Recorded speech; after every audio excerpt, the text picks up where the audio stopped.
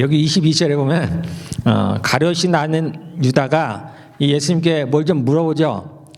왜 우리에게는 나타내고 세상에는 나타내지 아니하십니까? 그때 23절 예수님이 딴 얘기를 하십니다. 대답을 안 해주셔요. 예.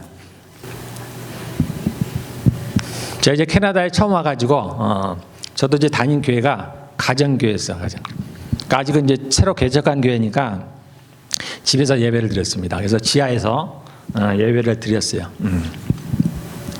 그때 이제 새벽기도가 있었습니다. 매일 새벽기도가 있었는데 우리가 차가 있었었나? 우리가 그때 새벽기도를 참석했어요. 40일인가 100일인가를 새벽기도를 했는데 매일 안 빠지고 왔어요. 그래서 우리 시리가 그때 5살, 6살 어릴 때였는데 매일 안 빠지고 와서 끝난 날 성경을 선물로 받았던 기억이 납니다. 그때 이제 우리가 지하에서 이제 새벽기도를 드렸는데 의자에 앉아서 그때 이제 기도를 하면 그렇게 눈물이 나는 거예요. 왜 이렇게 눈물이 많이 나는지 모르겠어. 어쨌든 그 새벽 기도하는 내내 그렇게 눈물이 많이 나는 거예요. 그래서 내가 왜 이렇게 눈물이 나지? 내가 평소에는 잘 안 우는 성격인데 특히 한국은 그렇잖아요. 남자가 울면 뭐 별로 그렇다 하니까 안 우는 성격인데 그렇게 눈물이 많이 나는 거예요. 그래서 내가 눈물 흘리지 말아야지.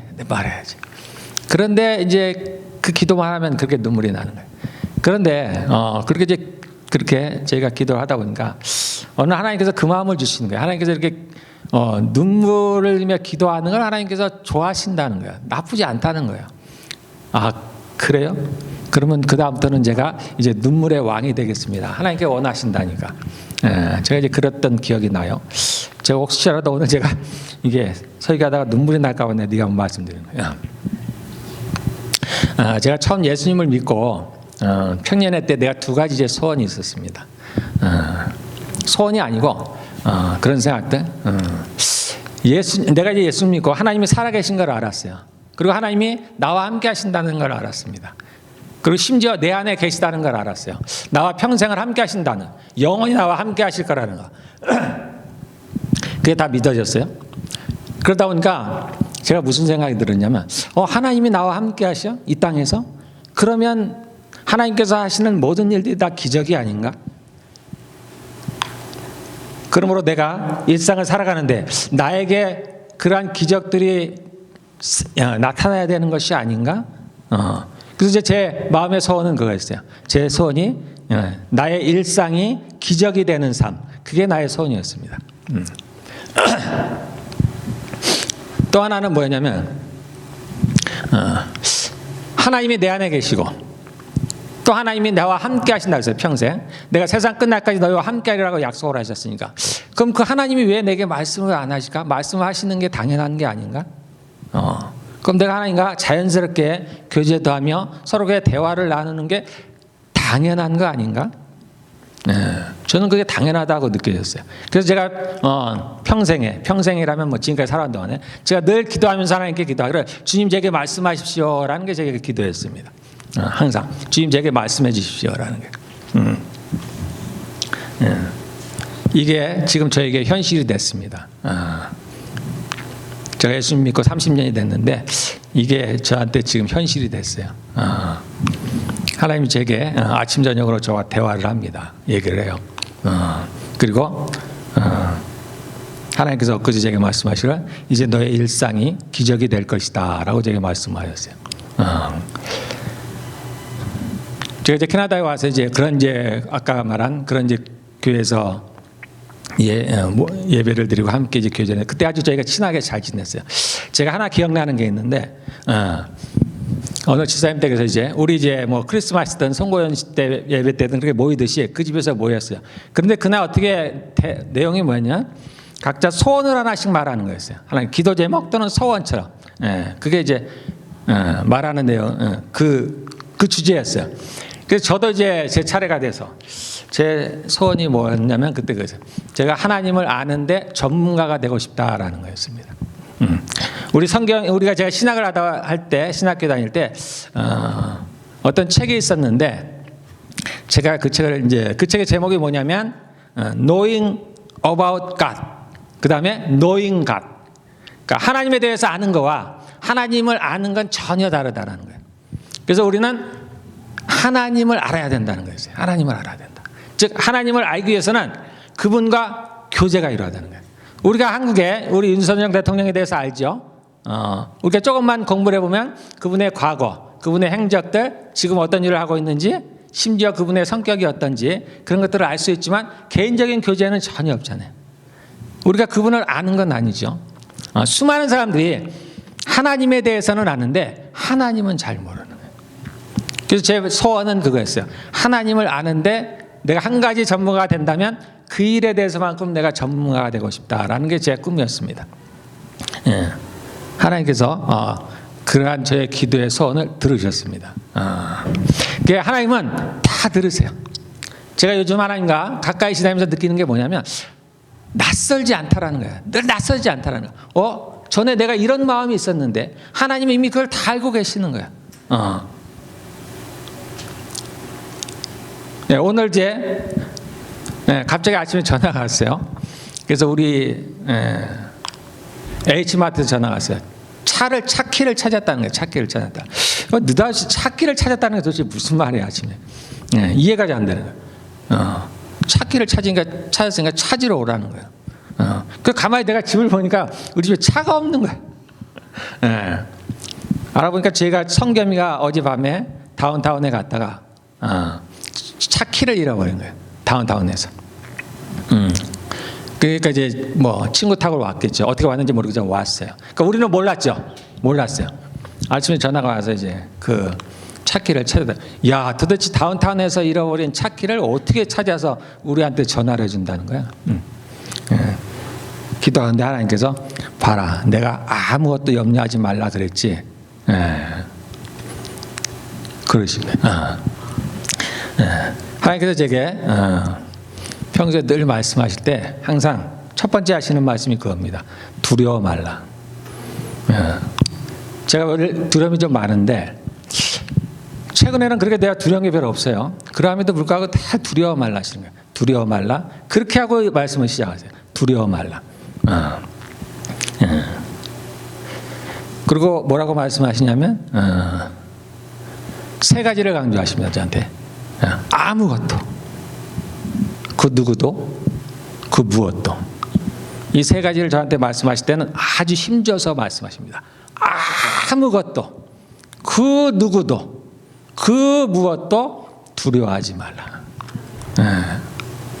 힘으로는 우리 하나님을 이길 자가 아무도 없습니다. 그분은 전지전능하신 하나님.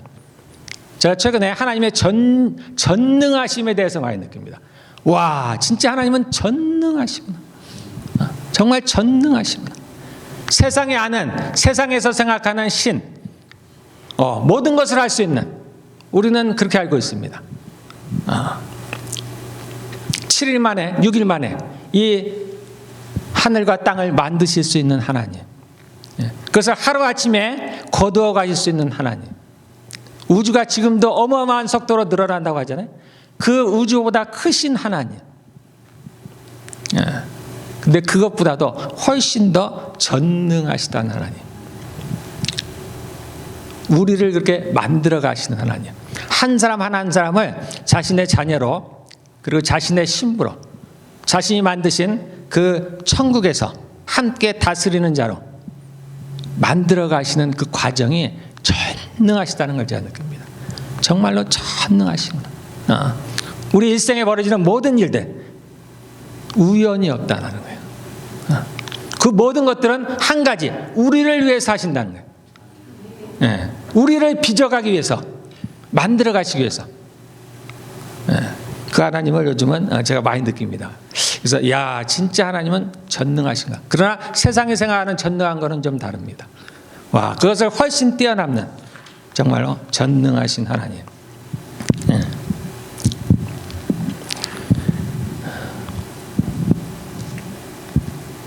이렇게 제가 하나님과 조금씩 가까워지면서 저에게 갑작스러운 일이 벌어진 거죠. 갑작스러운 거예요. 제가 오래도록 기도를 해왔지만은 이게 설마 나한테 벌어질까 상상할 수 없는 일이 저한테 이제 벌어지는데, 그러다 보니까 저도 가끔씩 이게 진짜인가 정말 그 하나님이 그 하나님이신가? 제가 이제 이런 얘기를 하면은 조금 걱정하는 사람이 있습니다. 제 아내가 많이 걱정을 해요. 제 과거 행적도 있고, 저도 마찬가지고 굉장히 조심스럽습니다. 그래서 제가 주님께 이런 얘기를 하면은 듣는 사람들이 별로 안 좋아할 것 같은데요. 오해할 수도 있고, 우리는 성경을 얘기를 해야 좋은데, 그냥 하나님이 이랬다 저랬다 하면은 아마 듣기가 거북할 것 같고, 그때 이제 주님께서 하시는 말씀이 나는 성경을 말한다. 나는 성경을 말한다. 성경을 말하지 않는 자는 하나님이 아니다. 여러분들 별로 두려워할 것이 없습니다. 그러나 여러분들이 많이 기도해 주시기를 바라겠습니다.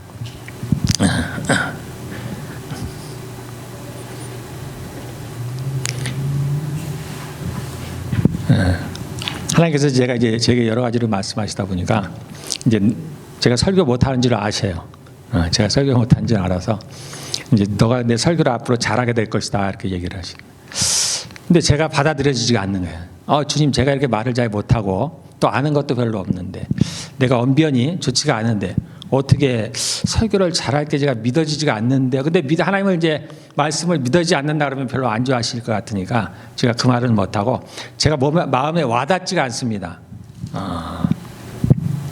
주께서 하시는 말씀이 말을 잘한다고 어떻게 설교를 잘하는 것이겠니? 진리를 선포하지 않으면 그 말 잘하는 것이 사람을 죽이는 것이 아니겠니? 또 나의 심정을 알지 못하고 나를 알지 못하고 하는 설교가 어떻게 잘하는 설교겠니? 그것은 아무 능력이 없단다. 생명도 없단다. 그래서 제가 하는 좋은 설교와 하나님이 하시는 것은 다릅니다. 조금은 달라요. 어쨌든 하나님의 마음을 알고 하나님을 알고 하나님의 심정을 가지고 그리고 진리를 선포해야만이 그분이 말씀하시는 좋은 설교를 합니다. 그렇게 해서 여러분들 많이 기도해 주시기를 바라겠습니다. 제가 이제 이렇게 하나님께 기도할 때마다 제가 오늘 그래서 뭐냐면 제목이 제가 왜 이야기를 하냐면 하나님 나의 아버지, 그 하나님이 나의 아버지라는 거야. 그래서 여기 20 몇 절입니까? 18절에 나온 대로 내가 너희를 고와 같이 버려두지 아니하고 너희에게로 오랴. 내가 너희를 고와 같이 버려두지 아니한다. 그분이 나의 아버지, 여러분들의 아버지라는 겁니다. 그런데 하나님이 내게 이렇게 말씀을 하셔도 제가 느껴지지가 않아요. 그래서 제가 하나님께 기도할 때마다 그렇게 이야기를 할 때마다 제가 느껴진 게 뭐냐면 불안해요. 여러분들 이해가 안 되죠? 불안합니다. 걱정이 많아요. 평강이 없어요. 그렇게 심하게 평강이 없는 건 아니에요. 하나님이 함께 하시고 그 하나님과 얘기를 하는데 제 마음에 불안이 있어요. 두려움이 있습니다. 그래서 하나님께서 저하고 말씀하실 때는 항상 두려워하지 말라는 거예요. 마치 뭐와 같으냐면 갓 입양된 고아 아이가 같아요. 제가 그 마음이에요. 굉장히 낯섭니다. 이 부모님이 굉장히 낯설어요.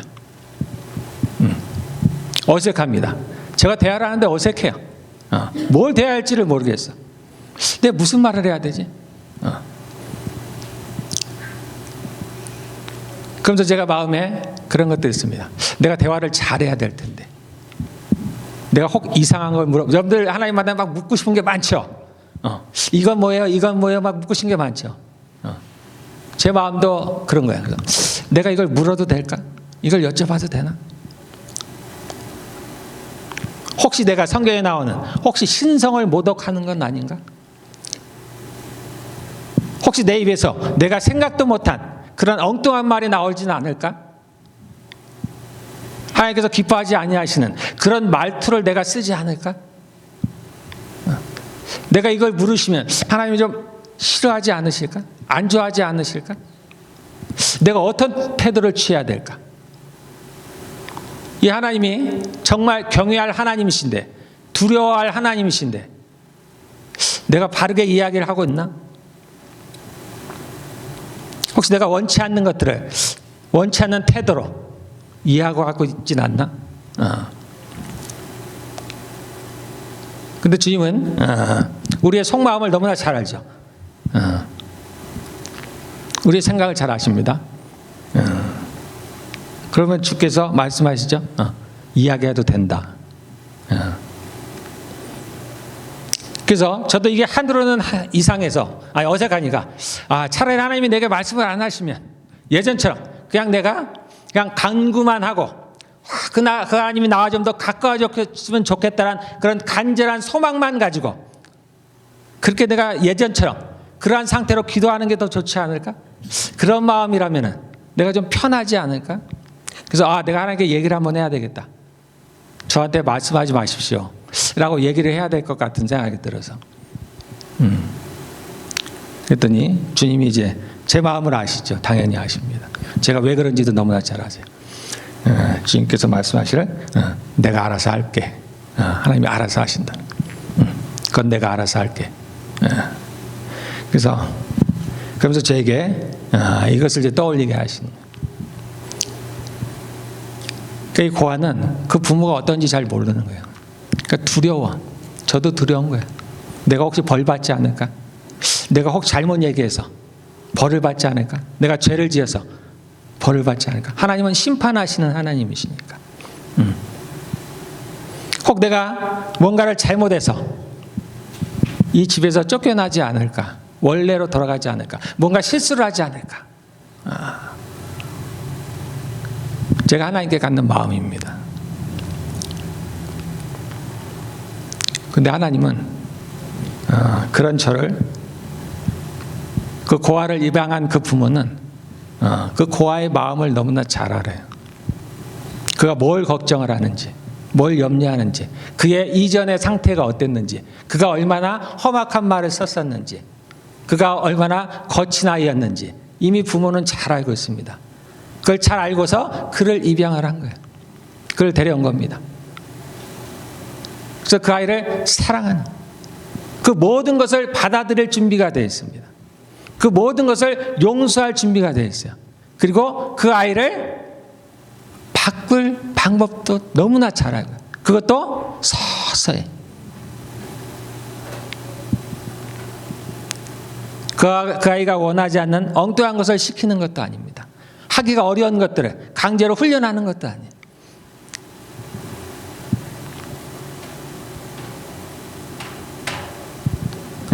하나님께서 지금 저와 우리 하나님과의 그런 관계, 그런 상태를 저한테 이제 그걸 통해서 말씀하시죠. 지금 제가 이렇다는 거예요. 그리고 하나님이 그렇다는 겁니다. 나는 너를 사랑해. 나는 너를 결코 고와 같이 버려두지 않을 거야. 그 누구도 나의 손에서 너를 빼앗을 자가 없을 거야. 나는 너를 나의 나라로 꼭 인도해 갈 거야.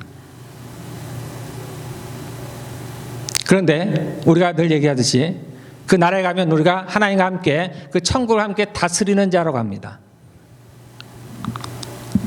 여기에서 그것을 배워갑니다. 우리가 그에 합당한 성품을 만들어가는 거예요. 내가 너를 그렇게 만들 거야 라는 거예요. 이게 하나님의 열심입니다. 잘 보세요. 고아로 혼자 살 때는 마음껏 살았습니다. 자기 원하는 대로. 근데 이제는 우리가 그렇게 살 수가 없죠. 그 부모가 이제 함께 입양을 했을 때는 그렇게 살아갈 수가 없는 거야. 그러니까 낯설어요. 조금은 힘듭니다. 우리가 그런 거야. 여러분들 이제 예수를 믿으면 하나님의 자녀가 됩니다. 심지어는 하나님의 신부가 돼요. 그럼 이제 하나님께서 우리들을 그러한 모습, 자신이 기뻐하는 그러한 모습으로 자신의 모습을 담도록 우리를 변화시켜 갑니다. 그런 과정 가운데 어려움이 있죠. 전처럼 마음대로 행동할 수가 없습니다. 마음대로 생각할 수도 없고 행동, 말투, 심지어 생각하는 것까지 전과는 다르게 해야 돼요. 그러니까 힘이 드는 거예요. 처음엔 낯섭니다. 그런데 조금씩 익숙해지기 시작하면 저도 이제 조금씩 익숙해져요. 제가 어제하고 그제하고 오늘이 다릅니다. 달라요. 저는 많이 편해졌어요. 이제는 전에는 얼마나 낯설은지 몰랍니다. 무슨 말을 해야 될지. 하나님도 저를 아시기 때문에 정말 조심하시는 거예요. 저한테. 그래서 내가 조금만 이상하면은 제가 스탑합니다. 스탑. 그거는 스탑. 그거는 저에게 말씀하지 마십시오. 조금씩. 제 마음에 늘 의심이 있어요. 이분이 정말 하나님이신가? 내게 말씀하시는 이분이 정말 하나님, 내가 믿는 그 하나님이신가? 제가 말은 못하지만, 내가 하나님이 의심스러워요 라고 내가 말은 못하지만, 그러나 내 마음에 완전한 믿음은 없는 겁니다. 그러니까 조금씩. 그 하나님께서 그런 저를 아시기 때문에 아주 아기를 다루듯이 잠시 다루십니다. 그 조금씩. 그런데 분명한 것은 자라간다는 겁니다. 생명이 태어나면 자라가요. 저도 하나님과의 관계가 조금씩 편해지기 시작합니다. 우리가 예수님을 믿기 시작하면 우리 안에 생명이 태어납니다. 그래서 본 어게인 한다 그래요. 성령으로 거듭난다고 얘기합니다. 새로운 생명이 태어나요. 죽었던 우리 영이 새롭게 태어납니다. 그래서 허물과 죄로 죽었던 너희를 살리셨도다. 에베소서에 나온 대로 우리에게 새 생명을 주십니다. 이 생명의 특징은 뭐냐면 자라간다는 거예요. 자라가는 겁니다. 이게 멈추면은 안 돼요. 우리 육체도 자라가죠. 그러나 우리 육체는 어느 정도 나이가 되면 멈춰버립니다. 근데 영은 안 그래요. 영은 멈춤이 없습니다. 계속해서 자라나가요. 시간과는 관계가 없습니다. 내가 예수님을 10년, 20년, 30년 믿는데도 여전히 어린아이인 사람이 있어요. 여전히 젖을 먹고 있는 사람이 있습니다. 여전히 다툼 있는 사람들, 여전히 불평과 불만 자라나지 않은 거예요. 그러나 내가 예수님을 믿어서 한 달이 됐어도 내 영이 자랄 수가 있는 거예요. 어쨌든 생명이라는 것은 자라가요. 그래서 처음에는 어색했던 그러한 것들이 점차 익숙해져 갑니다. 그래서 나중에는 편해져요. 우리 하나님께서 우리에게 주시고자 하는 게 뭐였어요? 평강이에요. 평강. 그리고 축복입니다.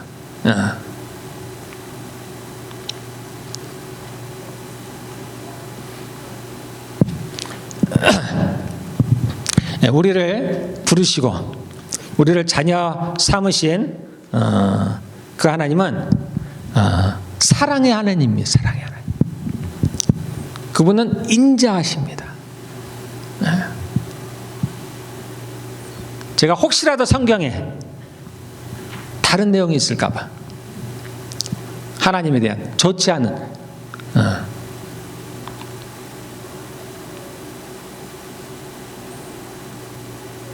우리는 기쁨을 원하잖아요. 즐겁기를 원하죠. 혹시 하나님께서 이걸 정말 좋아하실까? 우리 하나님이 이거를 우리에게 주시기를 원하시는 분일까? 저는 알고 싶었어요. 내가 믿는 하나님이 정말 우리에게 기쁨을 주시는 하나님입니까? 성경에 나와 있습니다. 그 앞에 충만한 기쁨이 있고 그의 오른쪽에 영원한 즐거움이 있도다. 성경에 없는 게 없어요. 그분은 우리에게 기쁨을 주시기를 원하시는 하나님이십니다. 그분은 우리에게 즐거움을 주기를 원하시는 하나님이세요. 이 땅은 여러분이 아는 대로 완전하지 않습니다. 완전하지 않은 정도가 아니죠. 완전히 타락을 했기 때문에 이 땅을 다스리는 건 막이죠. 하나님의 기쁨이 이 땅에 있을 수가 없어요. 즐거움이 있을 수가 없습니다.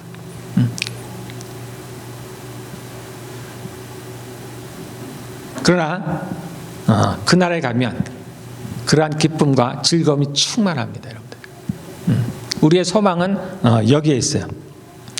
이 하나님은 인자하시고 자비하시고 온유하시고 겸손하시고 은혜로우시고 또한 그분은 능치 못할 게 아무것도 없는 전능하신 하나님, 모르는 게 아무것도 없는 전지전능하신 하나님이십니다.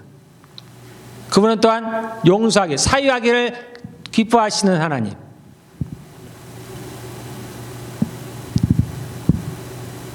그래서 내가 혹 잘못했을지라도 그분은 용서하시기를 기뻐하시는 하나님, 그분은 마음이 넓으신 하나님이에요. 예. 그래서 쪼그라들 것이 없는 거야. 우리 하나님께 나아갈 때 내가 어떻게 보일까? 내가 뭐 잘못한 게 있지 않을까? 내가 올까 실수하지 않을까? 두려워할 게 없다라는 겁니다. 그 모든 우리의 그러한 모습들을 이미 아세요. 여러분들 아셔요? 여러분들 괜찮아 보이죠? 스스로가?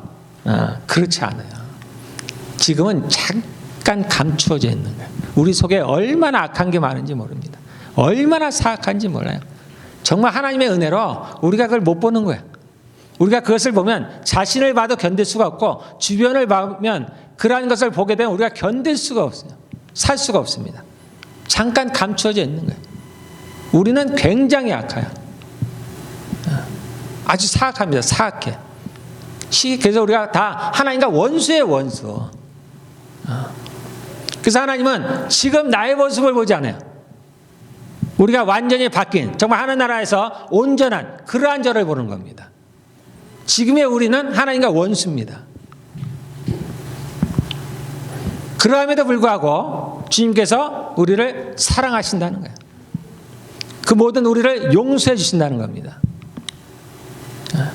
그런 하나님이십니다. 그러니까 여러분들 담대하게 그분 앞에 나아가기를 바라겠습니다.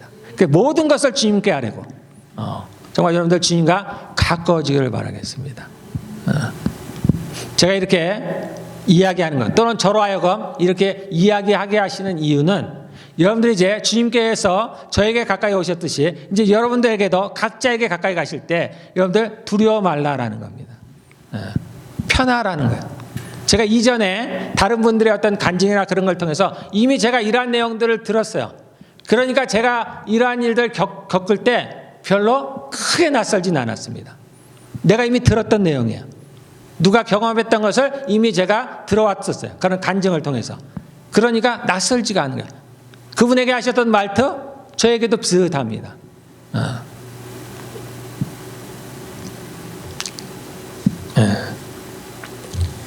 혹시 그 말씀 혹시 준비했나요? 시편 5편, 105편? 됐으면 한번 시편 105편.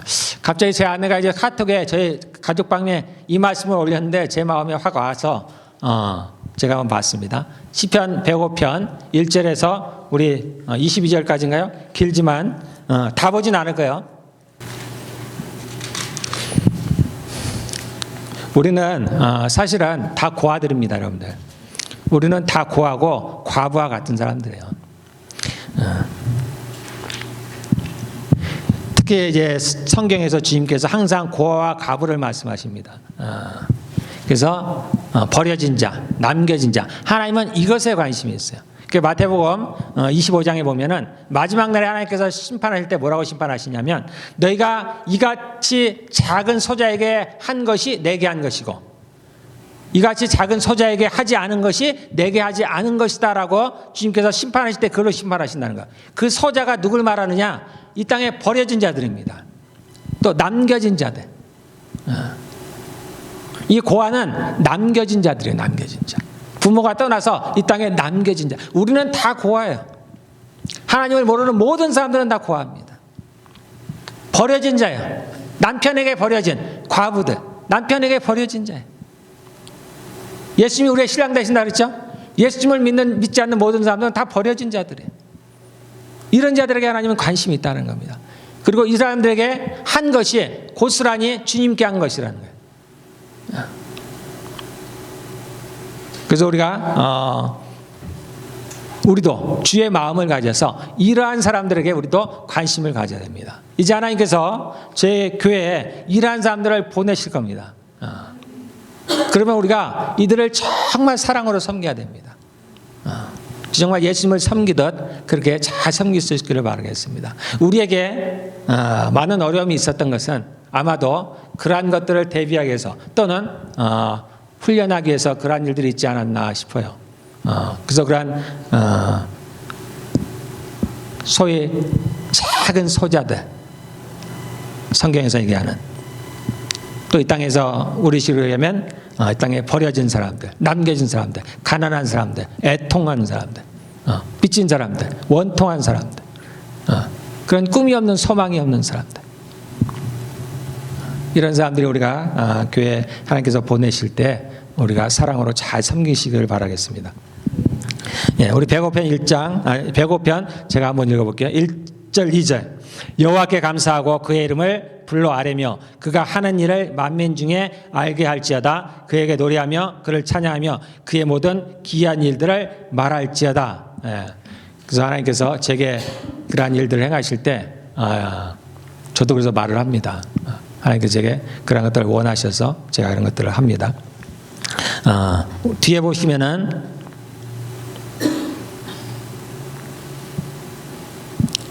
17절부터 한번 보겠습니다.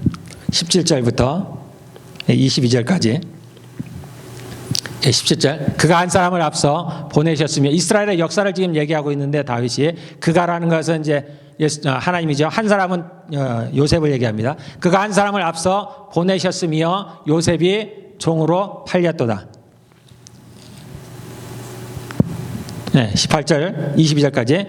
그의 발은 착고를 차고 그의 몸은 쇠사슬에 매었으니 곧 여호와의 말씀이 응할 때까지라. 그의 말씀이 그를 단련하였도다. 20절. 왕이 사람을 보내어 그를 석방하며 뭇 백성의 통치자가 그를 자유롭게 하였도다. 그를 그의 집의 주관자로 삼아 그의 모든 소유를 관리하게 하고 그의 뜻대로 모든 신하를 다스리며 그의 지혜로 장로들을 교훈하게 하였도다. 예. 이제 요셉이 다윗이 옛날 요셉을 생각하면서 쓴 시인데요. 예전에 이제 하나님께서 그 요셉을 애굽으로 먼저 보내셨다는 겁니다.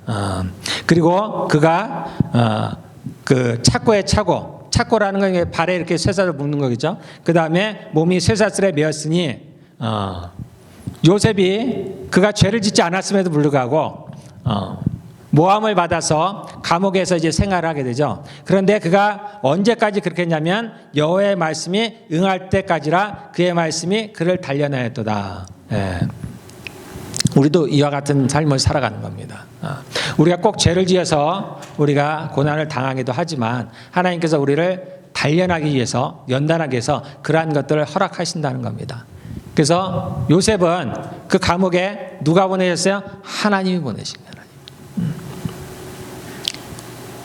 사람에게 오해를 받았지만 그것으로 보내시는 하나님이십니다. 그래서 저는 과거에 이 대목을 생각할 때마다 요셉이 왜 감옥에 있었을까? 왜 하나님께서 요셉을 감옥으로 보내셨을까? 그때마다 제가 생각한 게 뭐였냐면, 그때 요셉의 나이가 어릴 때요. 10대 후반. 이제 좀 나이가 들었죠. 20대입니다. 그런데 그 다음에 하나님께서 그를 뭘로 부르셨냐면 애굽의 총리, 왕 다음으로 불렀습니다. 그 당시 애굽은 그 당시에 최고 강대국이죠. 그런데 왕 다음의 사람이에요. 그래서 그 큰 애굽을 통치해야 됩니다. 그런데 이 요셉은 따로 교육을 받은 적이 없죠. 그래서 아마 하나님께서 그를 그 전에 그 보디발의 집에서 청지기 역할을 했죠. 그 집 가산을 관리하고 그 다음에는 감옥으로 보내서 간수장에게 은혜를 입게 해서 그 죄수들을 관리하는 사람, 섬기는 사람으로 세우셨죠. 그래서 하나님께서 이러한 과정들을 통해서 이 요셉에게 그러한 다스리는 걸 가르치셨나 보다. 저는 그 생각만 했습니다. 그래서 요셉은 자기의 의지와는 관계없이 다른 집에 가서 하인으로 살고 또는 감옥에 들어가서 이게 몇 년을 그 다른 죄수들을 섬기는 그러한 삶으로 살아갔는데 자신도 모르는 중에 하나님께서 그를 다스리는 능력을 가르치셨구나. 그런 교육을 하셨구나. 저는 여기까지만 생각을 했어요. 그래서 그가 이제 30살에 대해서 갑자기 여기 나온 대로 왕이 그를 불렀죠. 그리고 느닷없이 그 30살입니다. 요셉이. 30살이 된 요셉이 느닷없이 그 애굽 땅의 총리가 됐어요. 2인자가 됐어요. 그런데 그가 거침없이 그 일을 해나갑니다. 아무 두려움도 없이 마치 모든 것을 알고 있느냐. 그 다음에 있을 7년 흉년을 대비해서 온 애굽을 통치하는 일을 아주 쉽게 하듯이 하는 겁니다. 네, 그래서 저는 그렇게만 생각했어요. 하나님께서 이 요셉에게 능력을 주시려고 그러한 일들을 하셨구나. 그래서 그를 준비시켰구나, 저는 거기까지만 생각했는데, 어제 제 아내가 이제 저한테 이 말씀을 보내면서 가만히 보다 보니까 또 저한테 여러 가지 버전을 보내줬어요. 거기에 어떤 구절이 있냐면, 하나님께서 이 요셉이 하나님의 말씀에 응할 때까지인데, 도대체 하나님의 말씀에 응할 때라는 게 도대체 무슨 의미입니까? 물론 어느 때를 가리키기도 합니다. 하나님이 정하신 때, 우리에게 고난의 때가 있어요. 고난이 있으면 이것이 끝날 때가 있습니다. 끝날 때가 있어요. 네. 주님께서 저에게 말씀해서 이제 내가 너를 편케 하리라 하셨습니다. 이제 저희가 앞으로 가는 길에 내가 너의 길을 편케 하리라. 이제 너 앞에 내가 기쁨을 줄 것이다. 제가 늘 주님께 과거에 드렸던 말씀이 뭐냐면, 하나님, 저는 기쁨이 없어요. 하나님, 살아가는데 재미가 없습니다. 도대체 아무 기쁨이 없어요. 제가 늘 기도할 때 하는 얘기였어요. 그래서 이제는 저에게 말씀하시기를 이제 너에게 내가 기쁨을 주겠다라고 약속하십니다. 때가 있습니다. 때가 끝날 때가 있어요. 내가 너에게 모든 것을 허락했다. 하나님께서 저의 기도를 들을 때가 있습니다. 예전에는 기도를 하면 하나님이 들으시는지, 언제 응답이 되는지. 근데 지금은 아닙니다. 바로바로 응답을 하세요. 제가 기도하지 않은 것까지도 그렇게 하나님께서 바로바로, 정말 바로바로 일을 하세요. 그야말로 제 일상이 지금은 기적이 되는 때가 왔어요. 때가 차면, 예수님도 때가 차서 이 땅에 오셨죠. 때가 차면 다 때가 있습니다. 우리가 고난의 때가 있으면 고난이 끝날 때가 있어요. 내가 어려울 때가 있으면 어려움이 끝날 때가 있습니다. 자, 여기도 요셉이 끝나는 때가 있어요. 하나님의 말씀에 응할 때까지, 즉 어느 때가 있다라는 거예요. 그런데 그 때가 뭐냐? 그의 성품이 갖추어질 때랍니다. 성품이 갖추어질 때. 저는 능력만 생각했는데 주님은 성품을 만드시는, 우리의 성품. 주님은 우리를 뭘로 만드시냐? 하나님과 예수 그리스도의 분향에까지 이르라 그랬잖아요. 주의 성품, 즉 신의 성품을 갖기를 원하시는 거예요. 그래서 주님께서 이 요셉에게 주시고자 했던, 또는 요셉을 만들어 가시고자 했던 그러한 성품이 있습니다.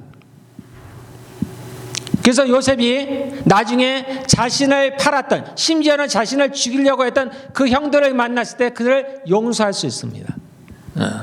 우리는 성경을 통해서 그것을 보니까 쉽게 생각을 해요. 그냥 그가 잘 됐으니까,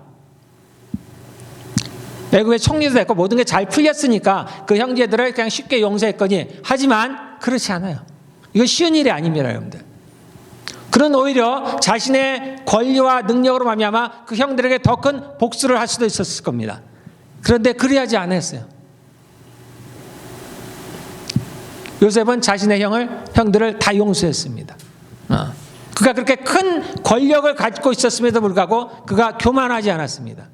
교만했다면 그가 하나님께 버림을 받았겠죠. 교만하지 않았습니다. 그는 겸손했어요. 그래서 이때 하나님 여호와의 말씀에 응할 때까지라는 그걸 말하는 겁니다. 그의 성품이 하나님이 정하신, 하나님은 우리를 달아보십니다. 여러분들 아세요? 달아봅니다. 에스겔이라든지 여러분들 환상 가운데 오면 재는 게 나오죠. 달아보는 거예요.